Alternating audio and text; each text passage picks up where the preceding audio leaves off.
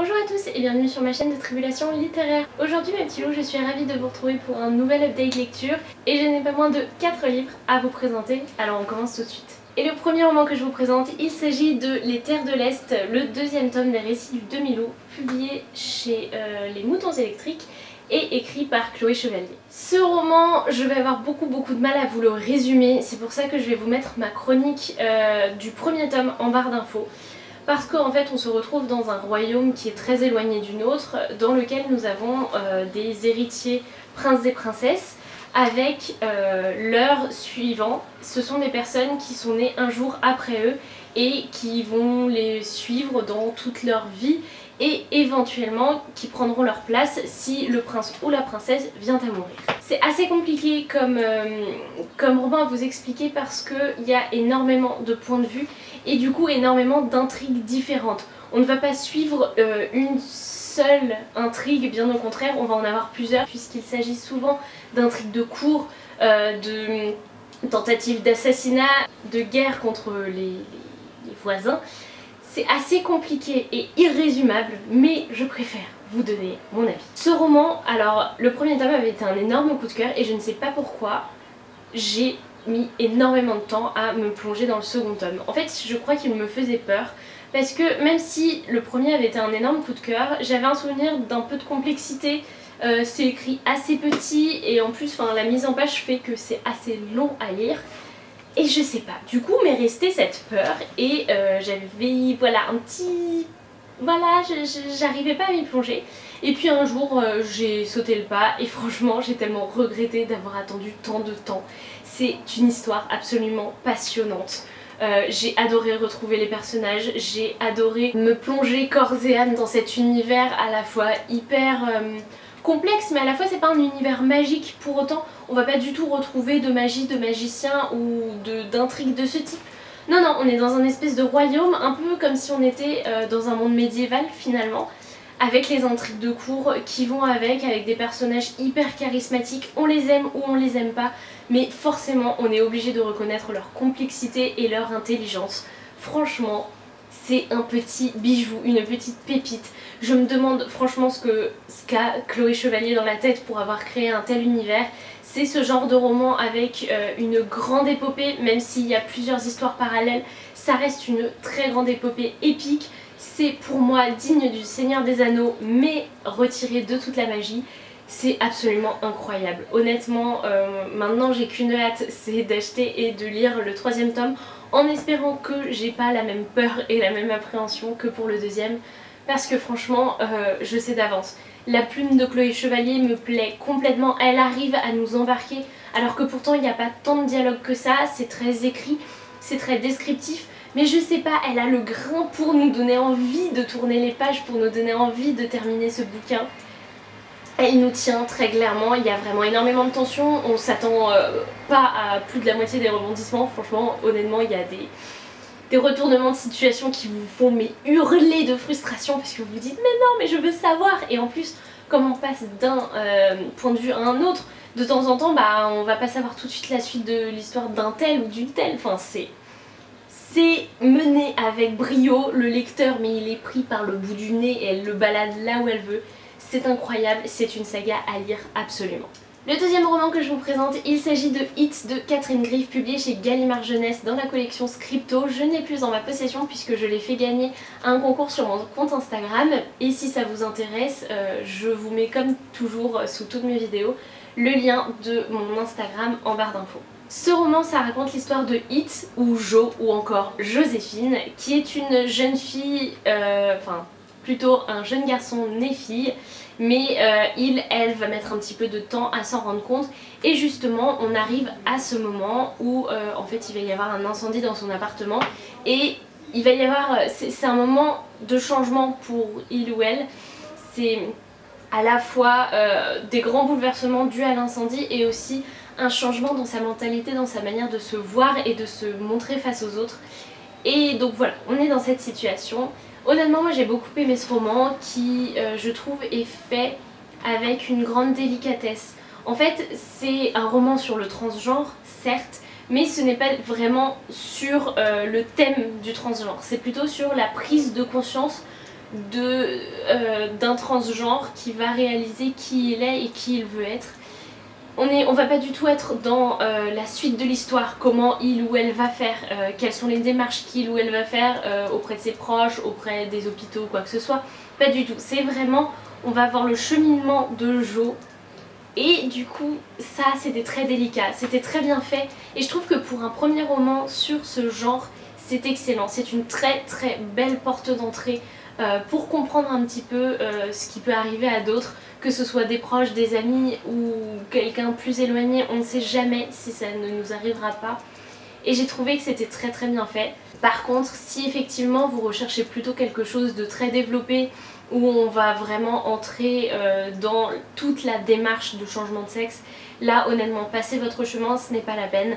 C'est vraiment un roman à offrir à des jeunes, à des ados, des jeunes ados entre 13 et 15 ans je dirais, mais pour un premier pas dans le thème. Ce ne sera en aucun cas un développement et vous n'apprendrez rien de plus si vous êtes déjà très au courant, je pense. Et enfin, je terminerai en disant que le personnage de Jo m'a vraiment beaucoup touchée. Même s'il est très éloigné de ma propre personnalité, je l'ai trouvé vraiment hyper intéressant, hyper touchant et vraiment très bien fait, à la fois renfermé mais avec cette envie de dire ces deux espèces de vitesse, ces deux volontés qui se battent un petit peu en elle. C'était vraiment très bien fait, très bien écrit, donc je vous le recommande si vous cherchez une première porte d'entrée à ce genre de thème. Ensuite, vous me connaissez, j'aime bien changer les genres et j'ai commencé et terminé Warcross le tome 2, La Revanche de Marie-Lu, publié chez Pocket Jeunesse. C'est un petit peu comme Véridienne, ce tome-là je l'ai dans ma palle depuis à peu près sa sortie, mais j'osais pas vraiment le sortir, surtout que j'avais eu très très peu d'écho de ce second tome alors que le premier avait vraiment plu à beaucoup de monde. Et du coup voilà, j'avais un petit peu peur en me disant mais j'ai tellement aimé le premier tome, j'ai peur d'être déçue. Et heureusement je ne l'ai pas été. Je vous fais pas de résumé encore une fois parce que c'est un tome 2, mais dans le tome 1 on va retrouver Emika qui va participer de manière pas tout à fait légale à un jeu. Elle va essayer de piquer un artefact dans le jeu Warcross lors d'une compétition officielle. Elle va se faire repérer et engager par Hideo qui est le concepteur du jeu Warcross, un jeu de réalité virtuelle. Oui, un jeu de réalité virtuelle dans lequel on va essayer d'attraper des choses dans des univers un petit peu incroyables, mais c'est aussi le concepteur des lunettes qui vous permettent de vivre votre vie en réalité augmentée cette fois. J'espère que le résumé n'est pas trop brouillon, mais sachez que le premier tome avait été un vrai coup de cœur. Je vous remets ma chronique en barre d'infos si vous voulez aller la voir, celle du tome 1. En tout cas dans ce tome j'ai absolument pas été déçue par la suite et la prolongation du premier tome. Honnêtement on finissait avec un tel cliffhanger qu'il fallait être au niveau. Alors oui, le début est un peu lent et c'est ce que j'ai pu reprocher, surtout qu'on n'a pas tout de suite... En fait Emika est tellement sonnée par les révélations du tome 1 que je l'ai trouvée un petit peu lente à la détente dans le début de ce tome 2, mais à la fois c'est parfaitement humain. Donc du coup voilà, je suis à la fois... Bon c'est bon, à la fois un petit peu déçue de voir Emika qui réagissait pas si bien que ça aux choses. J'aurais aimé la voir un petit peu plus dans la détente, dans l'action. Donc voilà, au début j'ai été un petit peu déçue, mais après elle reprend du poil de la bête et l'intrigue dans ce second tome prend une ampleur de malade. Très clairement, si on m'avait dit dans le tome 1 tu vas avoir un super développement et tout, mais jamais je n'aurais pu imaginer une chose pareille. Ça allait dans tous les sens, dans le bon côté de la chose. On allait tellement plus loin que dans le tome 1. On va vraiment au-delà du jeu Warcross. On va découvrir énormément de choses, avoir un milliard de rebondissements, un milliard de révélations. C'était juste incroyable. J'ai retrouvé l'Emika que j'aimais, j'ai retrouvé Hideo malgré ce qu'il a pu faire, j'ai retrouvé tous les Phoenix Riders. C'était juste un bonbon. C'était génial. Honnêtement, j'ai terminé cette saga en me disant oh waouh, et j'étais juste trop triste de quitter Emika qui est une personnage que j'affectionne vraiment particulièrement. Ça m'a réconciliée avec mon côté un peu geek, hein, je le suis pas de ouf mais un peu. Non franchement c'était une lecture géniale et je peux que vous recommander cette saga. Et le quatrième et dernier livre que je vous présente, il s'agit de La fille qui tressait les nuages de Céline Chevet, publié chez Le Chat Noir. Ce roman, c'est une histoire assez compliquée avec un jeune garçon, ça se passe au Japon, qui a vu une amie très proche, dont il était d'ailleurs amoureux, décédée. Il ne se souvient pas du jour de son décès, il ne sait plus trop pourquoi. À côté, il est très ami avec le frère de cette jeune fille, qui est taciturne, encore plus depuis que sa sœur est décédée. Et ensuite, il y a eu encore une autre jeune fille qui est très effacée et dont personne n'arrive à se souvenir. Et en fait, toute cette histoire, ça va être essayer de comprendre ce qui s'est passé, pourquoi cette jeune fille est morte, comment elle est morte et quel a été le rôle de notre héros dans tout ça. Honnêtement, j'avais tellement envie d'aimer ce roman, mais vraiment très envie. L'auteur était adorable, elle m'avait vraiment envie de découvrir son roman. Je pense que je m'attendais pas forcément à ça et ça a été un petit peu compliqué. Honnêtement, ma lecture a été compliquée. L'écriture de l'auteur est très belle, très poétique, mais je crois qu'elle n'est pas faite pour moi parce que j'ai pas réussi à accrocher. C'est comme si, j'arrivais pas à accrocher, moi je glissais, je glissais dessus, c'est pas que je comprenais pas, mais j'arrivais pas à rentrer dedans, comme s'il y avait une vitre entre moi et l'histoire, et d'habitude je suis quelqu'un, j'imagine vraiment très bien et parfaitement les histoires que je lis, mais là je n'y arrivais pas et j'avais envie, mais voilà, j'y arrivais pas et je pense que c'est dû à la plume de l'auteur. Je ne dis pas qu'elle est mauvaise, honnêtement non, franchement je la trouve très belle, très poétique. Mais malheureusement, ça ne l'a pas fait du tout avec moi. Et j'ai eu un second problème, qui est que ce roman est fait de nombreux bonds entre passé et présent. Et c'est pas du tout une mauvaise chose, ça permet d'avancer très souvent dans l'intrigue. J'en ai lu plus d'un des romans comme ça. Mais le gros problème pour moi, c'est que éditorialement parlant, il manque quelque chose. En fait, vous allez avoir des fois des passages du passé au présent sans saut de ligne, sans revenir à la ligne, sans rien, sans aucune indication. Et du coup, moi, ça me sort, au lieu de me plonger un petit peu plus dans l'histoire et dans le passé de cette histoire, ça m'en sortait complètement parce qu'à chaque fois je me disais « Oh zut, on en est où là ?» Parce que là, on vient de là et ça me sortait complètement de l'histoire. Et franchement, j'ai trouvé ça hyper décevant parce que ça n'a rien à voir avec l'écriture de l'auteur, ça n'a rien à voir avec son intrigue. Pour moi, c'est du travail éditorial et malheureusement, je trouve qu'il y a des lacunes de ce côté-là et qu'on aurait dû avoir des sauts de ligne, quelque chose qui indiquait des retours dans le passé, des passages en italique s'il le fallait, des passages différents mais marqués un peu plus, le passé versus le présent parce que moi, après je l'ai peut-être pas lu, j'étais peut-être pas hyper réveillée ou quoi, mais moi je m'en sortais pas quoi en fait. Et du coup c'était hyper frustrant parce que j'avais envie de rentrer dedans mais à chaque fois il y avait ça aussi, il y avait ça qui m'en sortait. Et voilà, j'ai jamais réussi à rentrer dans cette histoire alors qu'elle aborde des termes hyper intéressants.